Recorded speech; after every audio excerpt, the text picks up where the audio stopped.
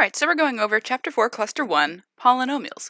So there's only going to be one class activity for this, so just one video on Chapter 4, Cluster 1. Alright, so polynomials, what does that mean? Let's take a look at this word. Poly, what would poly mean to you? Poly means many. And then what is nomial? Nomial, it's numbers. Okay, so, or terms. Okay, so a polynomial is an expression of many terms. So expression of many terms. So that's what we're looking at. So for example, what do these look like? Here's a few examples. I've got 2 over 3y, 4x minus 10, x squared plus 3x, negative 4y cubed. And let's throw another one in down here. Actually, maybe I can squeeze it in on the side. I'm just going to continue with this one actually. 2y plus 3. So these, 1, 2, 3, 4, these 4 are all polynomials. Okay, they're many terms. So what is a term? What is a term? Well, the way I like to say it is, it's the pieces separated by a plus or minus. So let's take a look at this one. Do you see a plus or minus in here? No, it just has one term. How about this one? Do you see a plus or minus? Ah, right there. So this has 2 terms. The 4x is one term, and the 10 is the other term. How about this one? How many terms does this have? Well, there's the plus sign. I have 1 term, x squared, and 2 term, 3x. Now, how many terms does this guy have? Well, let's see. There's 2 plus signs, so we have 1, 2, 3 terms.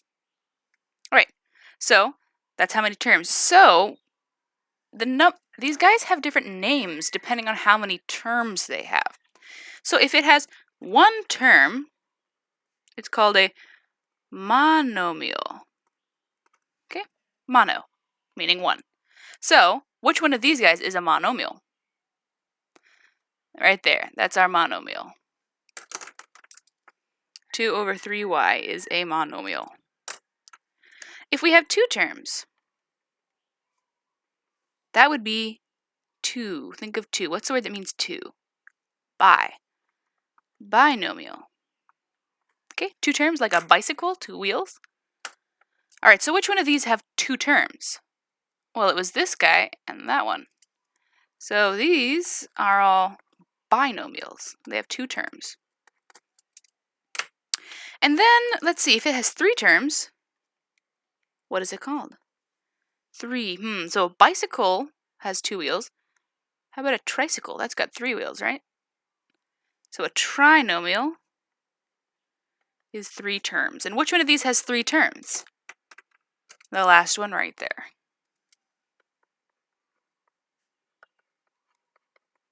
All right, and then what happens after? Because, you can tack on more terms. I could add on a plus 2y to the 3rd power or something to this problem.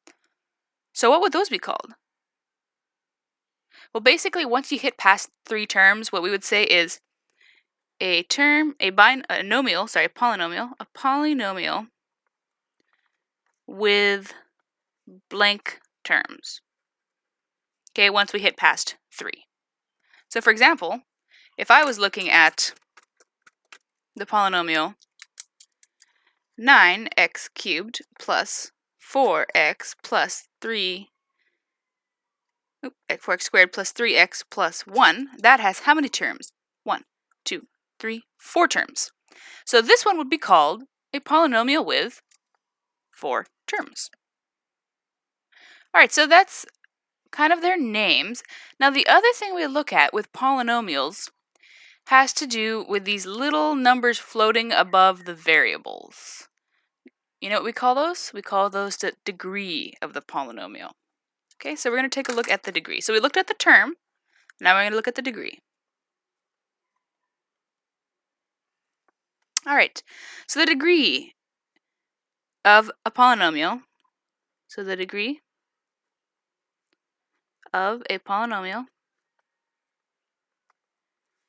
is based on the highest power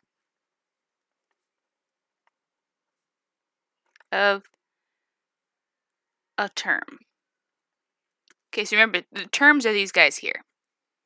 So if I was to take a look at the example we wrote here, so 9x cubed plus 4x squared plus 3x plus 1, the degree of this polynomial is going to be based on the highest power of a term.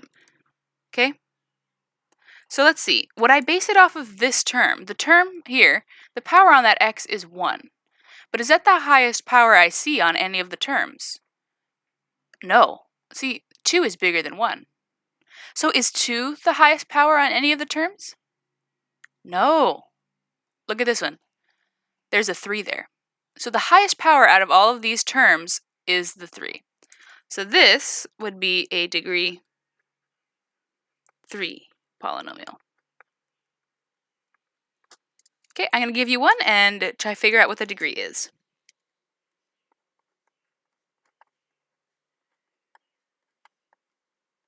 So what is the degree of that polynomial? Well, taking a look at it, let's see. Where is the highest power I see? On this term, the highest power would be the 2. Okay, so it doesn't need to be the one in front. It can be anywhere in your polynomial. You just got to find the term that has the highest exponent. So this is going to be a degree 2 polynomial. All right, so those are the basic kind of fundamentals there for polynomials. So let's take a look at some actual problems we can do with these. Grabbing a piece of paper.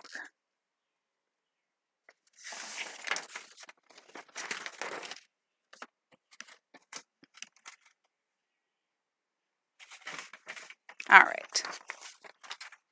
So let's get started on some problems. All right, so there are many different things we can do with polynomials, and let's take a look at the different variations that we can do. So, number 1, our directions are simplify. Okay? We're going to have 2 problems for number 1. So, for part A, we have 3x plus 2 times 5x minus 4. We're asked to simplify. So, what does that mean? Well, if you remember, whenever we see parentheses, we can use that thing called the distributive property. So that's what we're going to do. We're going to try to make sure we can get rid of those parentheses and make it look like a normal polynomial we have without parentheses. So we're going to go ahead and use the distribution property. And we have 3x plus 10x minus 8. And taking a look at that, can we use any of those other tools we had? We had distribution. We also had combining like terms. I have a 3x and a 10x. Can I add them? They're like terms. So that is going to be 13x plus 8. Oops, that's a minus 8.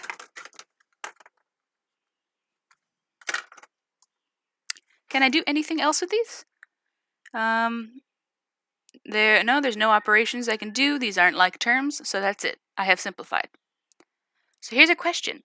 What degree is this polynomial? It's a degree 1. And is it a binomial, a monomial? What is it? Let's see, how many terms does it have? 1, 2. So it's a binomial. So this guy would be a degree 1 binomial. All right, I'm going to give you the part B. Go ahead, pause the video and try to do it by yourself, and then check your answer with me.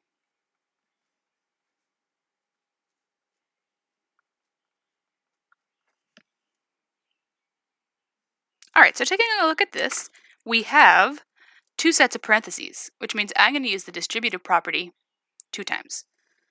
So we're going to distribute in that 3. So that's going to be 6 minus 3x squared. And then we're going to distribute in that negative 4. So negative 4 times 2x squared is going to be negative 8x squared. Negative 4 times 1 is going to be negative 4. All right, taking a look at this, anything we can do, any like terms we can add? Yes, the x squareds we can add. So negative 3x squared minus 8, which is 8, 9, 10, 11, negative 11. And can we add anything else? Yes, the 6 and the negative 4. That's going to be positive 2. Okay, so we can't combine any like terms. We have no other operations we can do. That's it. So what would this one be called? Well, it's a binomial, 2 terms, and the highest degree is a 2. So it's a degree 2 binomial. Okay. Number 2. What are other things we can do with polynomials? Okay, we can treat them, or we can use them in functions, and then we can try to evaluate the functions like we've done before with lines. So, number 2, if f of x equals 3x squared plus 2x minus 1, find f of 4. Okay, so we've evaluated functions before. So remember, what we're going to do is we're going to replace x, anywhere we see x here, with 4. So we'll have f of 4 is going to equal 3 times 4 squared plus 2 times, replacing the x with 4, minus 1. And we're going to go ahead and evaluate that. That's going to be 3 times, well, 4 squared is 16, plus 2 times 8 minus 1. And then 3 times 16 is going to be, is that 48? Let's check this on the side. 16 times 3, that's going to be 18. Yep, 48. 48 plus 8 minus 1. 48 plus 8 is going to be 56. Minus 1 is going to be 55. So f of 4 is 55.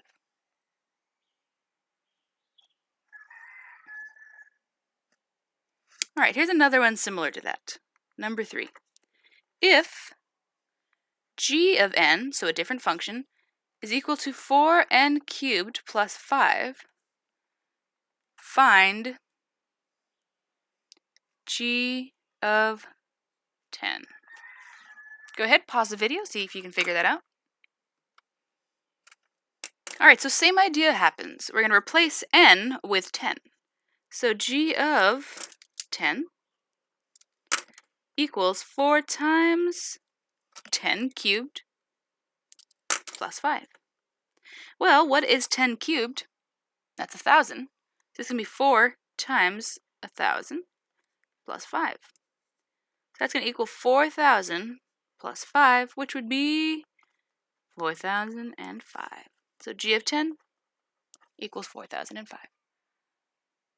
All right, so that's one thing we can do with functions. With polynomials. We can have them as functions, and we can evaluate them like we've done with lines. All right, so we have one more problem for this class activity, and it has 2 parts. So problem number 4. So the instructions are do as indicated.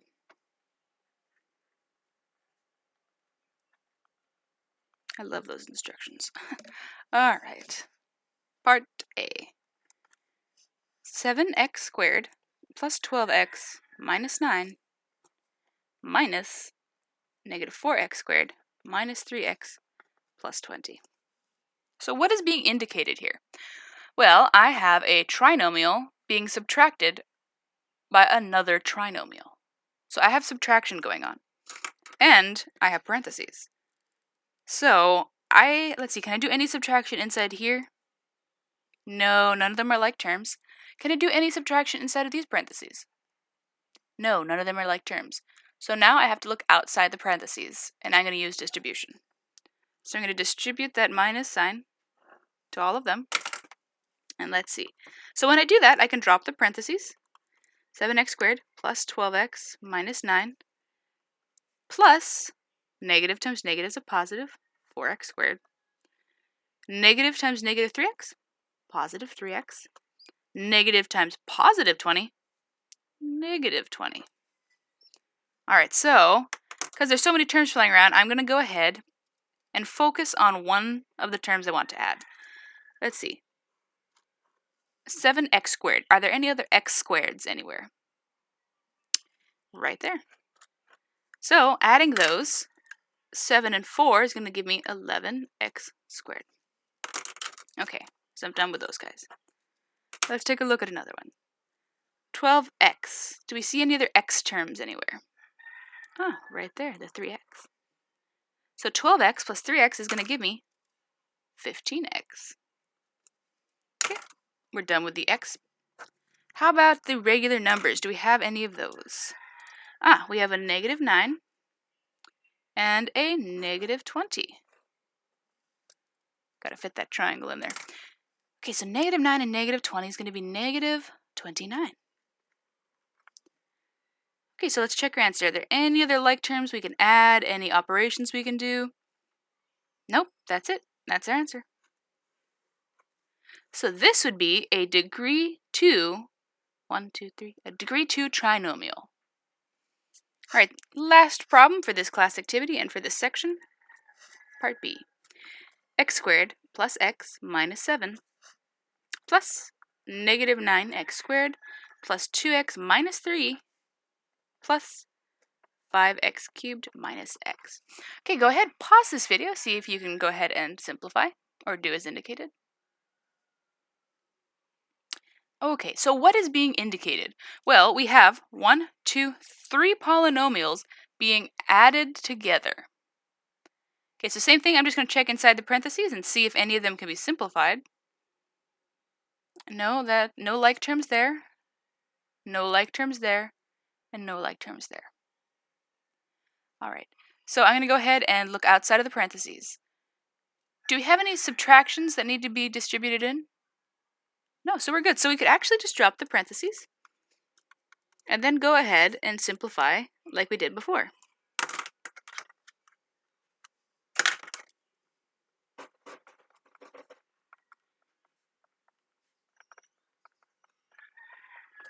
Okay, so let's start with the x squareds. Do I see any x squareds anywhere else? Yeah, right there, the negative 9. So adding that, I get negative 8x squared. All right, let's take a look at the x's. Do you see any other x's? Yeah, right there and there. So I have positive x minus an x. Those two cancel each other out. And I'm left with 2x. Let me go ahead and cancel these out so we're not confused. All right, so any other regular terms? Yep, just the numbers. We have a negative 7 and a negative 3. Adding those, we get a negative 10. Anything left? Yes, the 5x cubed. We cannot forget you. What kind of a shape can I do? Rectangle. 5x cubed plus 5x cubed. All right, so one thing I'm going to say, this answer would be pretty much acceptable, but a lot of the times they want you to answer in descending power. What does that mean? Well, basically, we want the term that has the highest power to go first, and then slowly after that, the lower and lower powers. So looking at these terms, who has the highest power? The 5x cubed has the highest power, so he should be first in line. Who has the next lowest power? Or next highest power? The 8x squared. That's the next down from 3, is 2. Okay. And then who would be next? The 2x. And then finally the 10. 10 is last this time. Okay, so this would be answering in descending power. Most of the time, they want you to write your answer in descending power. Alright, so that's it for the video on polynomials.